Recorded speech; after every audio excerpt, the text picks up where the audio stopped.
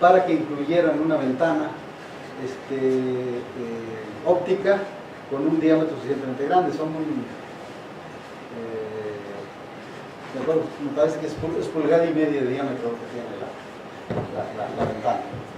Normalmente no lo tienen los sistemas de crecimiento. Tiene una ventana pero muy pequeñita, ¿sí? para medir la temperatura nomás del sustrato, ópticamente.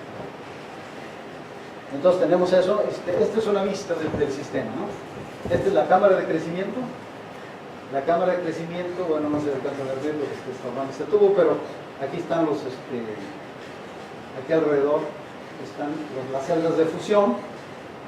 La ventana es esta que está acá y el espectrómetro es este. Aquí hay una vista realmente de arriba, de parte de arriba del espectrómetro de frente. Esta es la cámara con todas las celdas aquí alrededor, ¿sí? Y la ventana aquí, en esta parte. Aquí están todos los elementos del espectrómetro, la lámpara, pues, polarizadores, el modulador fotoelástico, los monoplanadores. Tenemos dos monoplanadores, están en esta parte, ¿sí?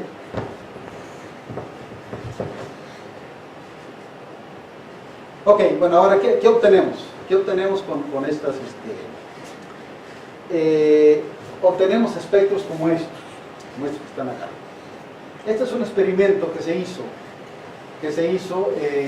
Estamos aquí creciendo arsenuro de galio sobre arsenuro de galio, ¿sí? Es un crecimiento homoepitaxial, ¿sí? Es un experimento donde la muestra está a una temperatura en este caso esto está mal, no es 300 Kelvin, son 520 grados centígrados, está a temperatura de crecimiento, ¿sí? Aquí es cuando nosotros tenemos la superficie con un flujo nada más de arsénico. La celda de arsénico está abierta, ¿sí? En este momento, en T igual a 0, abrimos la celda de galio y entonces empieza el crecimiento, pero no empieza de manera inmediata, ese es el punto interesante, ¿no? Sino que hay toda una dinámica, hasta que se estabiliza el frente de crecimiento. Esa dinámica aquí la podemos seguir en esta. Esto empieza a cambiar después de que pasó 2 segundos. Hay que tomar en cuenta que esto está creciendo a 0.23 monocapas por segundo. Quiere decir que tomaría 4 segundos más o menos en crecer una monocapa atómica. Entonces, desde acá hasta acá hay media monocapa. Apenas está cubierta la mitad del sustrato con galio, ¿sí? Y acá, pues acá ya creció una monocapa casi. Estamos a 3.5 segundos. Entonces tenemos, esto es una evolución relativamente rápida, está ocurriendo en 3.5 segundos. Y luego ya después aquello se estabiliza por un tiempo, hasta que volvemos otra vez a cerrar el obturador de galio. Entonces otra vez hay un transiente, pero en la otra dirección, ¿verdad? Y ya después de un cierto tiempo se vuelve a estabilizar. Entonces lo que nos interesa a nosotros es estudiar realmente la dinámica esta. ¿Qué pasa cuando abrimos, llegamos a esto y luego a la estabilización? ¿Sí? O sea, cómo esa dinámica, la clarificación de esa dinámica nos puede dar información acerca de lo que está pasando, cómo es que realmente está creciendo el cristal. Y bueno, pues yo mencioné hace un momento, el problema realmente con todo esto es que como hay muchas fuentes, hay muchas posibilidades para que las superficies se vuelvan isotrópicas, pues entonces lo que realmente tenemos como información, como espectro medido, es una mezcla de cosas, ¿verdad? Entonces tenemos que desenmarañar aquello. ¿Cómo hacemos para saber qué tantas cosas vienen ahí y en qué cantidad y cómo evoluciona cada una de las componentes?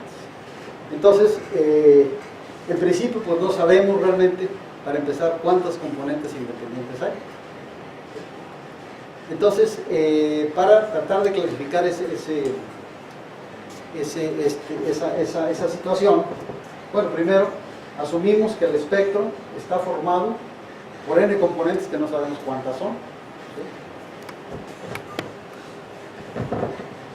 Bueno, pues necesitamos realmente identificar las componentes espectrales, tanto en número, cuántas son, como la forma espectral que tiene cada una de ellas, la forma característica de cada componente.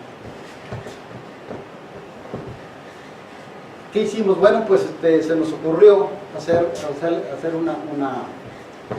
utilizar una técnica pues muy conocida, ¿no?, en otros campos, pero nunca se había aplicado a este tipo de fenómenos, que es la descomposición en valores singulares, ¿sí? Singular value decomposition, que se llama en inglés, ¿no?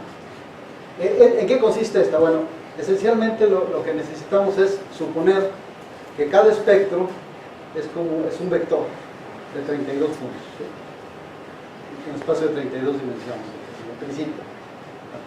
No son 32 dimensiones, son 32 puntos, y lo que queremos saber es ese espacio, cuántas dimensiones realmente tiene, o sea, cuántos espectros linealmente, o espectros independientes hay, ¿sí?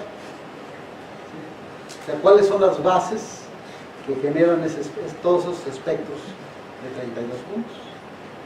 Vamos a ver cuántas son y qué forma tienen, qué forma espectral tienen. Y esta técnica matemática de Singular Value Decomposition justamente da eso, ¿sí? Nos dice realmente cuántas, nos arroja bases que son ortogonales, y en función de las cuales podemos, con combinaciones lineales de las cuales podemos generar todos los espectros, ¿sí? Y nosotros encontramos que había dos. Eso fue un punto interesante. O sea, no está tan... El problema tiene cierta esperanza de solución. Sirve para algo esto, ¿verdad? Y si tiene 20, pues no sirve para nada, ¿no? Para encontrar 20, localizar o para identificar 20 componentes en un espectro, pues va a estar en China, ¿no? Pero si hay dos, pues entonces aquello será mucho mejor, ¿sí? Entonces encontramos que hay dos, y además, pues la técnica esta nos da dos, y nos da formas de línea, o sea, nos da bases con una cierta forma espectral. Y el problema, pues, es que estos son matemáticas, y las matemáticas pues son ciegas a la física, ¿no? O sea, nos entrega dos formas de línea que por necesidad son ortogonales, pero ¿cómo sabemos que una se debe a algo, a un fenómeno, y la otra al otro? O están mezcladas, ¿verdad? Porque en general van a estar mezcladas.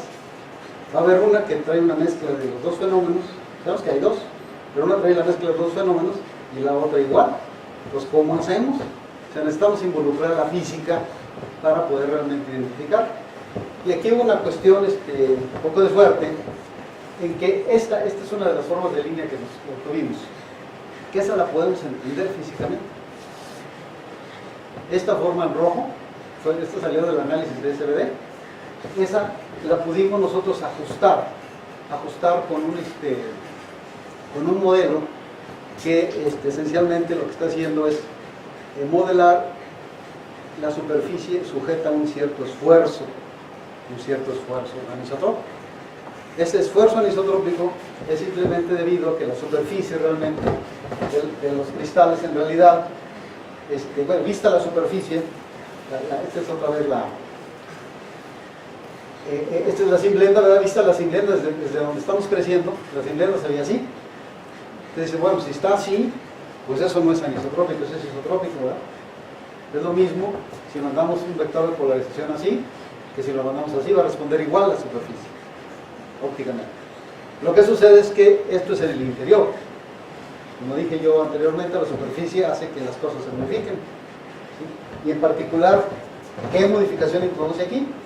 Pues introduce lo que se llama la reconstrucción superficial. Eso es algo súper conocido, ¿sí? Todos los crecedores de cristales saben que existe ese tipo de cosas. Y la reconstrucción superficial es simplemente un reordenamiento o un movimiento de los átomos por el hecho de que ya falta la mitad de los átomos. De los que están en la superficie, pues en el interior tienen átomos por todos lados y los fijan en un lugar. Cuando están en la superficie ya les falta la mitad, ¿verdad? Los de arriba ya no están. Entonces pues se van a reacomodar. ¿Cómo se reacomodan? Se reacomodan por medio de estas reconstrucciones superficiales. Por ejemplo, una reconstrucción muy común es que los átomos, que son los que están en la superficie, se agachan uno contra el otro y se adimerizan, se adimerizan, forman dímeros, ¿sí? Entonces se agachan de esta manera y forman aquí como canales, ¿verdad? ¿Sí? Y aquí también forman canales y obtenemos esta superficie que se llama 2×4. Si nosotros estamos realmente haciendo los átomos que se mueven de ese modo, es como si pusiéramos pinzas en la superficie, ¿no? Como si agarramos unas pinzas y agarramos de la superficie unas pequeñas pinzas de tamaño atómico, pues lo que vamos a producir es un esfuerzo que se va a propagar al interior, ¿sí? Y ese esfuerzo, pues claramente va a ser anisotrópico, porque no va a ser lo mismo así y así. Esa es realmente el origen de una de las formas de vida. Y entonces lo podemos modelar, lo pudimos modelar, no doy detalles de la modelación, que me interesa, esta es la modelación, está aquí, de hecho se corresponde a un trabajo que publicamos hace un tiempo, el modelo pero bueno, pues aquí están los datos experimentales, y aquí está la modelación. Pues está convincente, ¿no? O sea, sí, resulta que sí lo está reproduciendo. Entonces concluimos, quizá por suerte, pero una de las formas de línea, uno de los aspectos que obtuvimos de SBD es uno de las que andamos buscando. Tiene un origen físico definido. La otra, desgraciadamente la otra resultó que no. O sea, bueno, no la tengo mostrada aquí. La otra resultó que no era así. Digo, bueno, la otra está mezclada, entonces ¿cómo la vamos a desmezclar? Bueno, pues ahí lo que utilizamos es un análisis de Fourier, un análisis en el espacio inverso de las formas de línea. Entonces dijimos, bueno, la forma de línea esta es característica porque pues tiene esta subida y no tiene esta bajada y tiene quiebres. Y bueno, la gente, sabemos nosotros que si algo tiene quiebres y ahora hacemos un análisis de Fourier, encontramos que va a tener términos el análisis de Fourier de alta frecuencia, ¿sí? Los quiebres nada más los da la alta frecuencia, ¿no? Entonces dijimos, esta debe tener términos de alta frecuencia. Y dijimos, la otra, pues esto sí es una suposición, la otra debe de tener términos, fundamentalmente, no el fundamental que da el DC, sino el primer armónico. Y entonces con esa guía empezamos a hacer combinaciones lineales de las dos formas de línea que habíamos encontrado, hasta hacer que una de ellas tuviera fundamentalmente nada más el término del primer armónico. Y cuando hacemos eso nos da esta forma. Sí ha tenido quiebres, pero son relativamente pequeños comparados con esto. Entonces si uno hace análisis de Fourier de esto y lo compara con esto, ve que esta tiene más altas frecuencias. ¿Sí? Entonces esa fue nuestra guía, ¿no? En ese punto quizá puede haber discusión, ¿no? Bueno, ya que tenemos esas dos cosas, pues lo que hicimos simplemente fue un análisis, o más bien un ajuste de estos espectros en tiempo real a las dos formas de línea, con coeficientes que dependen del tiempo. Y los graficamos. Y lo que obtenemos cuando graficamos es esto que está aquí, que es interesante. Aquí, esta corresponde a la que estamos asociando con el esfuerzo superficial. Entonces aquí vemos el esfuerzo superficial, aquí tenemos, no empezamos el crecimiento todavía, aquí crecemos, esto sube de repente, y lo interesante es que cambia de signo. O sea, el esfuerzo superficial durante el crecimiento se da la vuelta. O sea, primero está apretado así, y luego está apretado así. ¿Sí? La primera cosa. ¿Sí? Y después hace cosas complicadas que no entendemos de qué pasa, pero bueno, hace esto como esto, y aquí cerramos otra vez, aquí interrumpimos, y hay un sobretiro aquí, y luego ya viene abajo. ¿Sí? La otra forma de línea es esta que viene acá.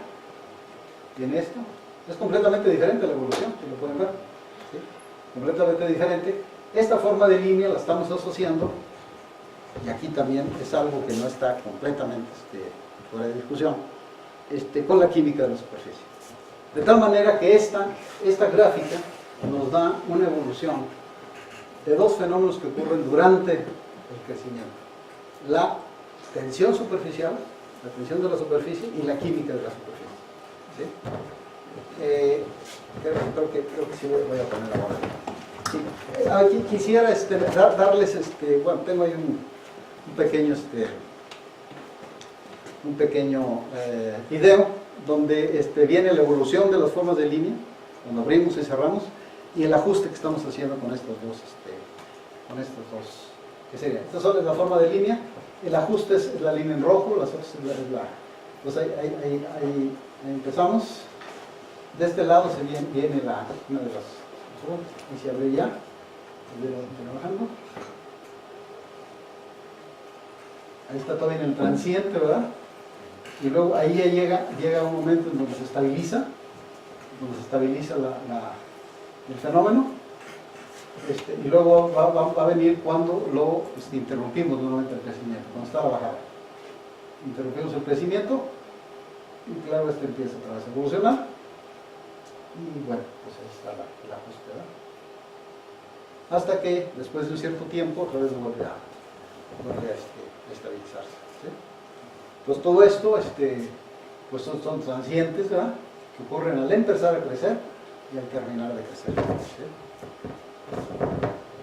Bueno, esto si lo regresamos para terminar.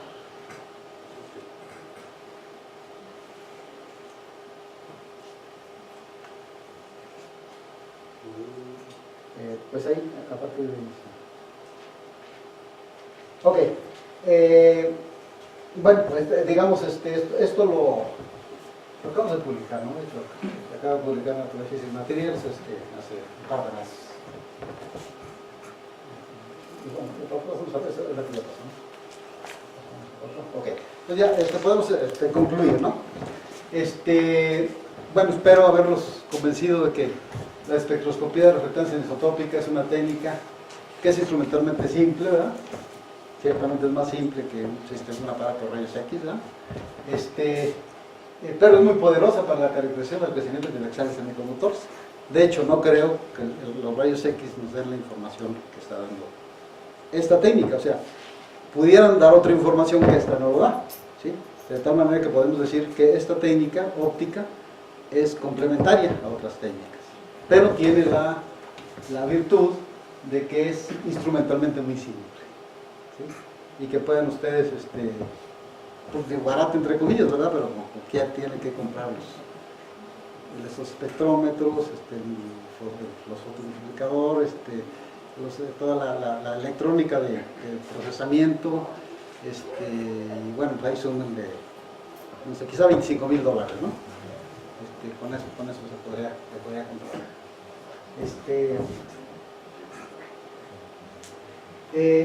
Bueno, pues realmente por medio de esta técnica es posible obtener información sobre los transientes en la química de la superficie y los esfuerzos superficiales.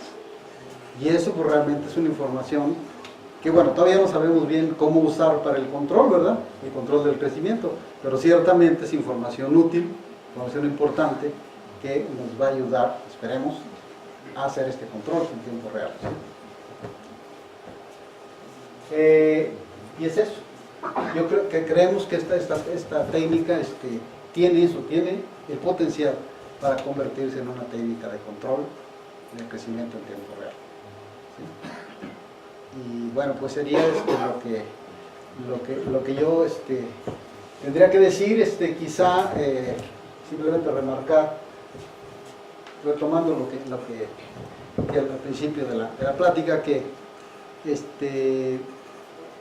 pues realmente mi interés fundamental pues son los dispositivos, y sobre todo los dispositivos con tres INCOs, que bueno, pues es algo que he estado trabajando pues, prácticamente toda mi vida, ¿no?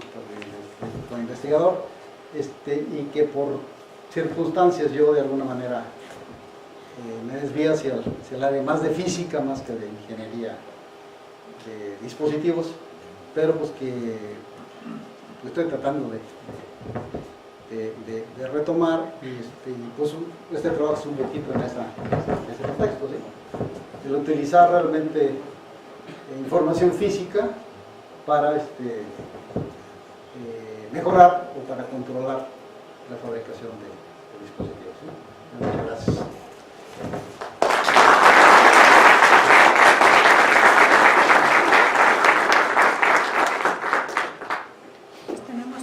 para algunas preguntas, sí.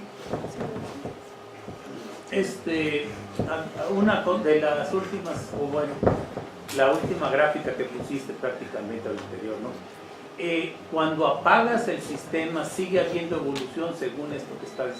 ¿Qué es lo que han entendido que está pasando? Mira, la verdad es que no tenemos todavía un análisis. O sea, cambian las dos cosas, la tensión y la composición química. Sí, mira, la tensión no es muy difícil entender por qué cambia.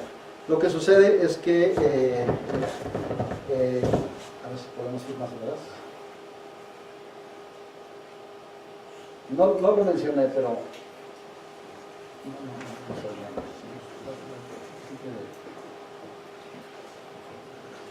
Lo que sucede es que la reconstrucción superficial cambia durante el crecimiento, ¿sí? O sea, cuando tú estás antes de abrir el shutter de galio, entonces tú tienes una superficie rica en arsénico. Y esa superficie rica en arsénico te da una reconstrucción como esta, ¿sí? Cuando tú abres el shutter de galio, dependiendo si hay mucho galio o poco galio, en este caso pusimos relativamente alta la cantidad de galio, entonces la superficie se vuelve rica en galio. Y entonces cambia la superficie de esta a otra superficie, porque estos son realmente dímeros de arsénico. Cambia esto a una superficie donde tienes dímeros de galio que a lo mejor están orientados en una dirección a 90 grados. Entonces por eso te cambia el signo de la señal. Entonces eso no es difícil entenderlo. Cuando tú cierras el shutter, pues la superficie otra vez va a volver a tratar de ser rica en arsénico. Entonces hace esa evolución, ¿no? ¿Sí? La cuestión de la química superficial, bueno, pues realmente también a lo mejor la podías entender en esos términos. Grueso, no en detalle, ¿sí? Es simplemente que al principio tú tienes, la señal viene de que tú tienes arsénicos arriba y después ya tienes galios, ¿verdad? Ah, ok, bueno, sigues evaporando arsénico entonces, sí. Ah, no, sí, claro, porque está creciendo. Sí, bueno, no, es que como cortaste el crecimiento, bueno, No, es que se corta abriendo y cerrando nada más galio. El galio, sí, pero el arsénico sí. El arsénico sigue, entonces vuelve a la superficie. Sigue reaccionando con arsénico. O sea, en términos generales es lo que pasa, ¿no? Pero nosotros queremos realmente llegar a una explicación más en detalle. Realmente, ¿qué es lo que pasa, no? ¿Cómo es que digamos, tú cortas el galio o abres el galio? ¿Cómo es que la superficie empieza a modificarse? ¿El galio qué hace? El galio se sabe que va y se coloca en un estado ahí medio poco ligado a la superficie, se empieza a mover, sobre todo la superficie, hasta que encuentra un lugar de nucleación, porque para que le caiga un arsénico encima, para que complete la bicapa, digamos, necesita estar junto con otro galio. Entonces normalmente lo que hace es que empieza a moverse, llega hasta un límite de una meseta, y ahí se mueve a un quiebre de la meseta y ahí se estaciona. Y luego después que pasa eso, le cae un arsénico encima. Ese tipo de efectos, de fenómenos son los que queremos modelar, no entender. ¿Alguna pregunta más? Yo sí tengo una. Ya subieron. Bueno, el rango se ocupa el V, pero ¿por qué entre 2.2, 3 o 4 electron volts? Tiene que ver con los enlaces, la distancia entre los átomos, o se puede hacer a un rango menor, o sea, mayor longitud de onda. Mira, bueno, mencioné que no lo iba a mencionar, pero es una buena pregunta, ¿no? Mira,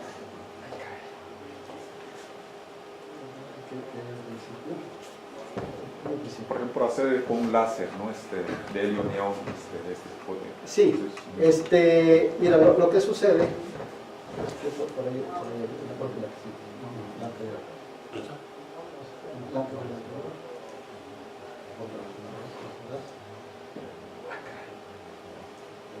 ¿dónde está una?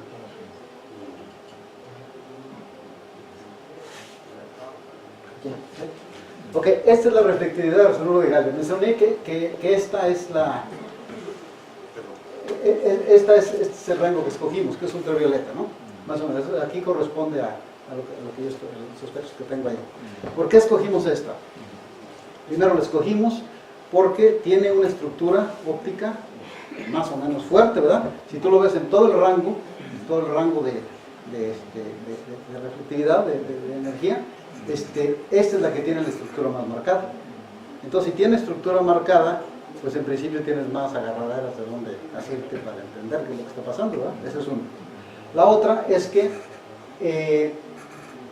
se ha encontrado que esta estructura, por ciertas razones que no están completamente claras todavía, esta estructura es la más sensible de la superficie. Ciertamente, una de las razones por las que es más sensible es porque la longitud de penetración de la luz aquí es relativamente pequeña. Dije 80 nanómetros, ¿verdad? 80 nanocapas. Tú dices, un láser de helio neón. Ese láser de helio neón estaría como por aquí, más o menos, ¿no? Ya no detectaría. Eso, por un lado, está cerca de esta resonancia, y por otro lado, la longitud de penetración de la luz va a ser mucho más grande, va a ser mucho menos sensible. Pero ciertamente en esta región alrededor del gap también existe estructura. De hecho, nosotros lo hemos medido. Nada más que ahí es más, allá la información es todavía más pobre, la información superficial. Podría uno decir, bueno, pues ¿qué tal si nos vamos para acá? Acá la penetración ya es como 100 angstroms, ya es 40 capas atómicas. Lo que sucede es que por otra razón, que todavía no me queda clara, esta región, que tiene menos estructura, ¿verdad?, es también más insensible al cambio de la superficie. Entonces, esta es la mejor región para hacer este tipo de cosas.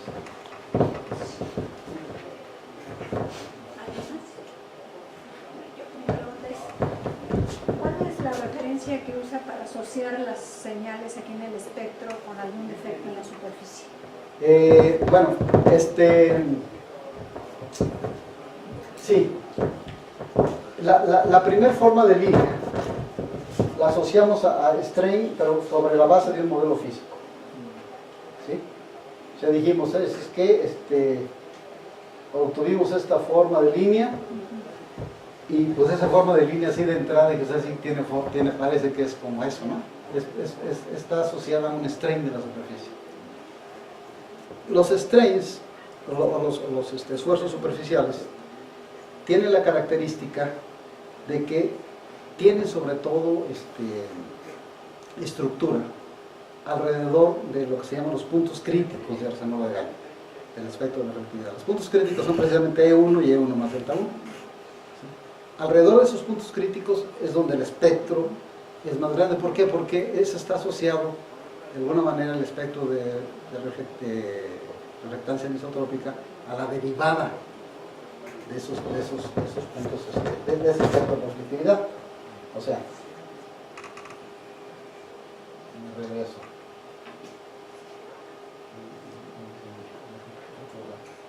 Espera acá.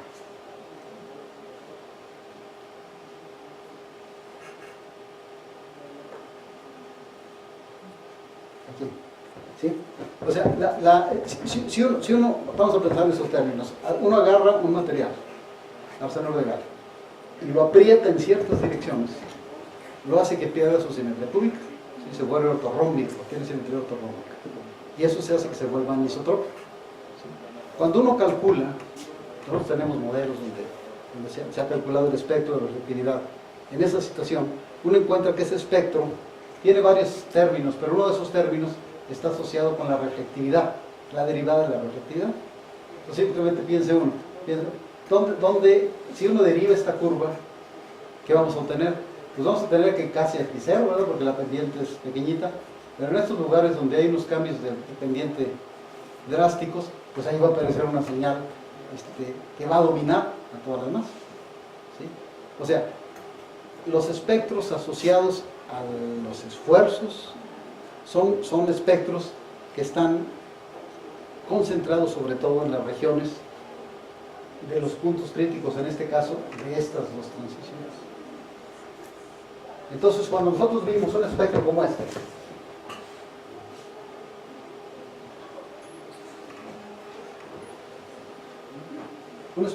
dijimos, ¿sabes qué? Aquí están los puntos críticos. La estructura de este espectro sobre todo está aquí. Acá casi no tiene. Entonces ese debe ser muy posiblemente el que se deba a la reconstrucción superficial, el strain superficial. Pero no es el único, hay otro. Ese otro, bueno, pues realmente no teníamos ninguna otra guía más que decir, ¿sabes qué? El otro debe ser así, no debe tener estructura nada más alrededor de esto, sino que debe tener estructura más dispersa en todo el rango, ¿sí?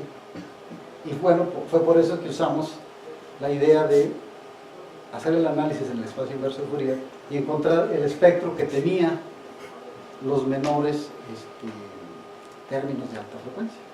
Eso implicaba que iba a ser la más extenso. Ahora, una vez que obtuvimos esto, ¿con qué lo asociamos? Yo digo, lo asociamos con la química de la superficie. ¿Por qué lo asociamos con la química de la superficie? Porque no tengo desgraciadamente aquí la referencia que acabo de... Bien descrito todo eso, ¿no?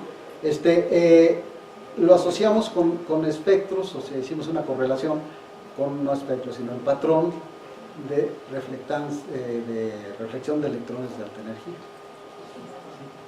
Y la reflexión y lo que nuestra interpretación de la difracción de electrones de alta energía es, hicimos la correlación y vimos que había una correspondencia.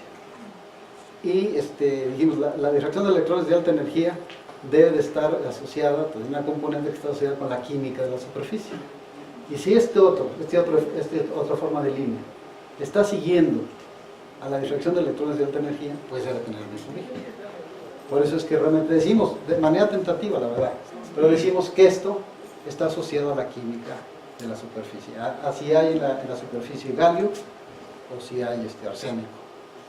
Pero la verdad es que no tenemos un modelo físico para esto. Igual que el cielo tenemos para esto, ¿verdad? Eso sería la respuesta. Ok, bueno, pues muchas gracias. Le agradecemos nuevamente.